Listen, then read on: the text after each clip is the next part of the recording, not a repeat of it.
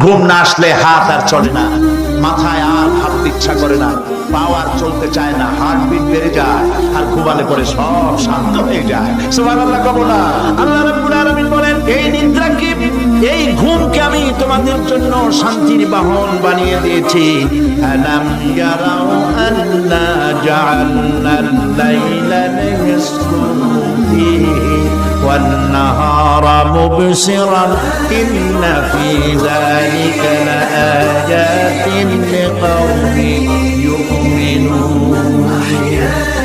তারা কি আল্লাহ পাকের এই কুদরতের কথা চিন্তা করে না, যে আমি রাতের আধার দিয়ে ধরণীর দুধ ছেড়ে দিনের উজ্জ্বলতা, কোলাহল, গাড়ির আওয়াজ, ভ্যান হর্ন আওয়াজ হচ্ছে, কলকারখানার আওয়াজ হচ্ছে, সূর্যের বিরাট তাপ, ঘুম আসে না। সারাদিন কাজ করার পর শরীরের আরাম দেওয়ার জন্য রাতে একটি কালো চাদর পৃথিবীর উপরে আমি বিছায় দেই, আর মানুষ আরাম গ্রহণ করে। শুধু মানুষ না, সব প্রাণী আরাম গ্রহণ করে। সুবহানাল্লাহ। এবং এরপরে দিনের আলো দিয়ে উদ্ভাসিত করি, যেন বিশ্রামের পর নতুন করে আবার কাজের সমস্ত উদ্দীপনা নিয়ে নতুন করে কাজে ঝাঁপিয়ে পড়তে পারে।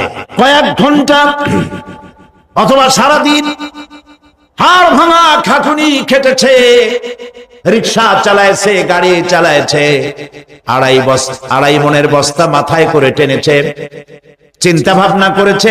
এরপরে যখন এই লোকটি কয়েক ঘন্টা মাত্র নিদ্রা গেল, আরাম পেল, মস্তিষ্ক হালকা হয়ে গেল, হার্টবিট কমে গেল, হাতের পায়ের কর্মোদ্দীপনা বেড়ে গেল, নতুন করে আবার কাজ করার জন্য সুযোগ এসে গেল। দুনিয়ার মানুষকে কর্মক্ষম রাখার জন্য আল্লাহ পাক ঘুমকে বানিয়েছেন নিয়ামত। সুবহানাল্লাহ।